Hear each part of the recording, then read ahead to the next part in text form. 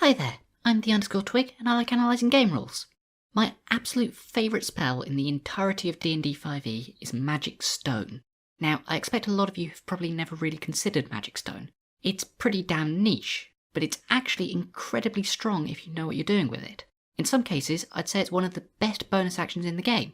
By the way, I also think that my patrons are pretty magic. In particular, big shout out to SK for slinging me his support. Him and the rest of my patrons got to see this a day early, and some of them even got an audio-only version even earlier than that. Right, so I think it's probably best to start by just reminding you about what this spell actually does. Magic Stone is a cantrip available to druids, artificers and warlocks. It has a cast time of 1 bonus action and a duration of 1 minute, non-concentration.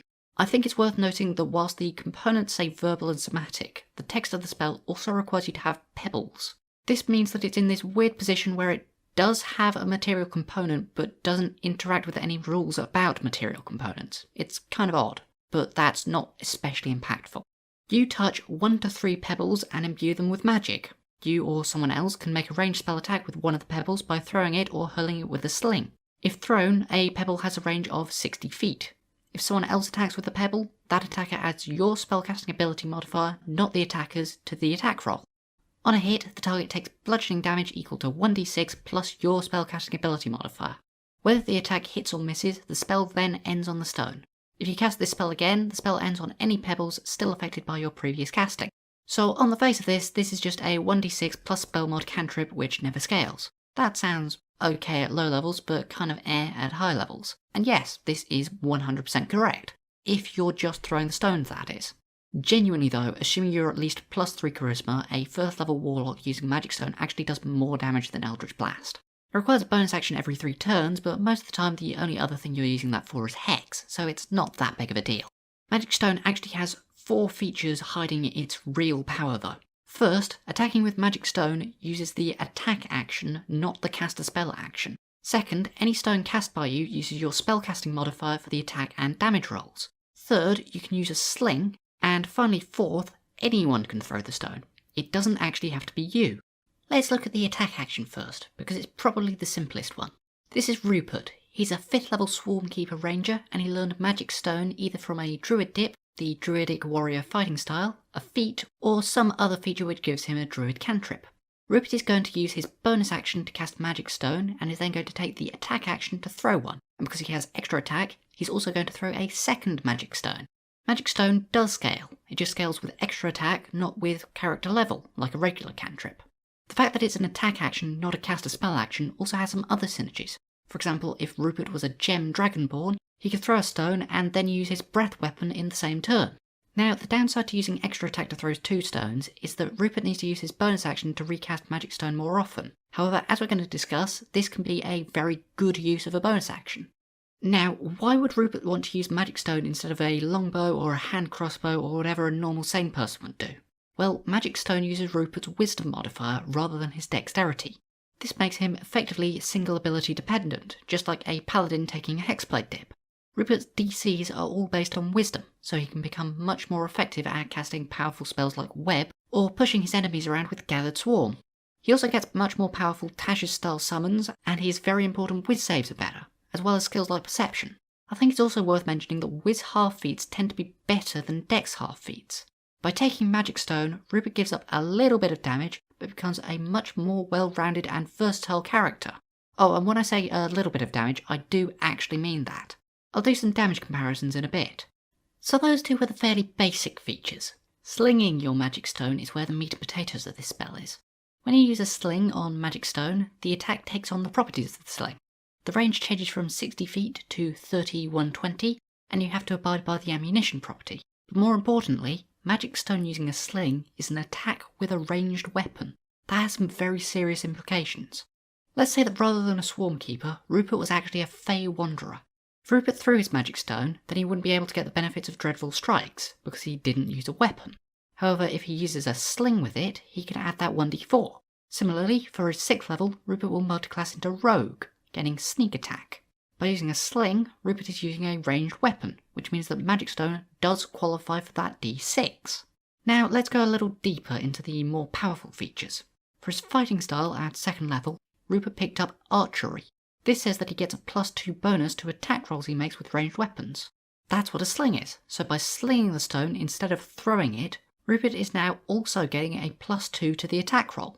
Slinging doesn't work with everything though. Even though it's an attack with a ranged weapon, Magic Stone is not a ranged weapon attack, it's a ranged spell attack. Even though those two things sound basically the same, they are different in terms of mechanics. For example, Rupert got the Sharpshooter feat at 4th level. This has 3 features. Attacking at long range doesn't impose disadvantage on ranged weapon attack rolls. Unfortunately, the Sling does not qualify for this because it's a ranged spell attack roll. Similarly, he doesn't get the benefits for ignoring half and 3/4 cover. The -5 +10 power attack feature just says that he needs to be making an attack with a ranged weapon he's proficient in. Slinging a Magic Stone does qualify for this point, and realistically this is probably the point that most of you take Sharpshooter for anyway. Now let's start looking at magic items. Let's say that Rupert finds a +1 sling. That gives you a +1 to attack and damage rolls for your attacks using the sling. That applies to Magic Stone. Now we'll change Rupert again and say that he's a Ranger 5 Cleric 1. Maybe he's a Nature Cleric. That could be how he got Magic Stone. The Cleric's Amulet of the Devout is a special spellcasting focus, which gives him +1 to spell attack rolls while wearing it. Magic Stone is a spell attack roll, so Rupert gets to add that to his attack. He's now got a +2 to attacks and +1 to damage on his Magic Stone. Since he got Archery Fighting Style, he's actually up to +4 on his attack, which basically negates the -5 on Sharpshooter. Going even deeper into magic weapons, there's actually one called the 2-Bird Sling. It gives a +1 to attack and damage rolls, but also says that if you hit a target, the ammunition can ricochet and hit a second target within 10 feet. This massively increases the effectiveness of Magic Stone, because accounting for all of the bonuses you can get from archery, magic items, and whatever else, you can probably increase your damage output by about 75% with a single magic item. Obviously though, not all campaigns have access to really powerful magic items, so I'm going to be doing the good optimizer thing of pretending that they don't exist and doing a damage comparison. As you can see, there is a damage drop from using Magic Stone instead of Crossbow Expert. At the most played levels of 1 to 11, you're looking at between 4 to 8 DPR or 6 to 12 if you have advantage. However, remember that this is not accounting for the fact that you are doubling up on magic items and have better spells and whiz saves. Magic Stone also leaves you with some free bonus actions. I think that's worth the damage penalty on certain builds, especially Swarmkeeper with that great push ability. Now though, we're on to the final important feature of Magic Stone. You can give your stones to allies. I'm sure you've all been in parties where there's a bard who just sits around in combat using Vicious Mockery because they have nothing better to do. You can fix that with Magic Stone. Rupert is only using 2 of his Magic Stones every turn, so he can drop the other one on the floor and let the bard pick it up and throw it. Even better though is the option that some characters have to give their stones to pets or summons.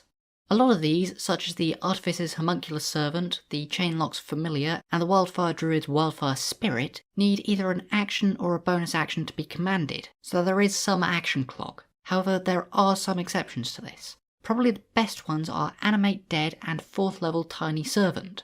Both of these give you summons which you can give repeat orders to. For example, pick up the stones I drop and throw them at an enemy. This is actually a tactic I use on my favourite character, a Battlesmith War Wizard. She uses her action to attack with a heavy crossbow, and then uses her bonus action to cast Magic Stone, which 3 tiny servants then throw for her.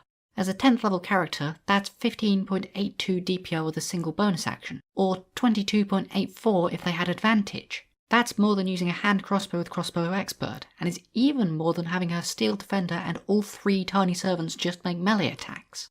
There's so much cool stuff you can do with Magic Stone, between simply making your character more effective at low levels, allowing them to become single ability dependent, double dipping on magic items, or even just offloading it and letting your allies do damage for you.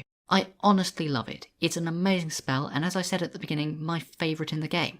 I hope you enjoyed this. It's a little different from my previous content, so let me know what you thought, and subscribe if you want to see more. Also, tell me if there's any other spells or features you want me to go way too deep on, and remember that you can join my Patreon using the link in the description.